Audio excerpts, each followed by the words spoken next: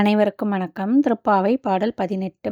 உந்து மத களிற்றன் ஓடாத தொல்வலியன் நந்தகோபாலன் மருமகளே நப்பின்னாய் கந்தம் கமழும் குழலி கடைத்திறவாய் வந்தெங்கும் கோழி அழைத்தனகான் மாதவி பந்தல்மேல் பல்கால் குயிலினங்கள் கூவினகான் பந்தார் விரலி உன் மைத்துனன் பேர்பாட செந்தாமரை கையால் சீரார் வளையொலிப்ப வந்து திறவாய் மகிழ்ந்தேலோர் எம்பாவாய். இந்த 18வது பாடல் அப்படிங்கிறது 2 முறை ஓதக்கூடிய தன்மை கொண்ட பாடல். ரொம்ப சிறப்பான பாடல் அப்படின்னே சொல்லலாம். எம்பெருமானார் புகந்த ஒரு பாடல் அப்படின்னா இந்த பாசுரம் தான். அவ்வளோ சிறப்பு பெயர் பெற்ற பாசுரம். இதுல சீதா பிராட்டியோடைய பெருமையும் சொல்லியிருக்காங்களான்னா கண்டிப்பா சொல்லியிருக்காங்க.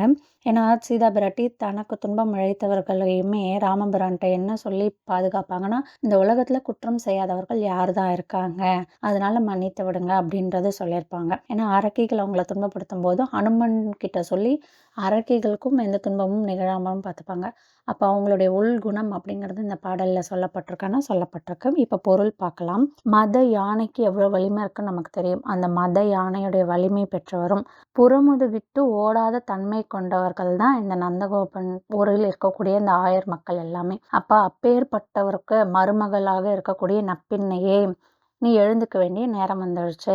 கோழிகள் எல்லாம் கூவ தொடங்கிடுச்சு. குயிலினங்கள் எல்லாம் சத்தம் போட ஆரம்பிச்சிடுச்சு. வந்து கதவை தர. நம்ம யார் பேர் பாட போறோம்? உன் கணவனாகிய கண்ணபிரானோட பேரை தான் பாடிட்டு வரோம் நாங்கெல்லாம். நீ பாட எழுந்திருக்கணும். அதுவும் எவ்வளோ சந்தோஷமா அந்த சத்தம் இருக்கணும்னா, உன் கையில இருக்கக்கூடிய வளையல்கள், செந்தாமரை கையில இருக்கக்கூடிய வளையல்கள் அந்த சத்தம் எழுப்பணும். மகிழ்ச்சியா கண்ணன் பேர் பாடணும். வந்து கதவை தர அப்படின்னு எழுப்பப்படுற பாடல் தான் இந்த பாடல். நாமும் தினமும் திருப்பாவை பாடுவோம். நன்றி.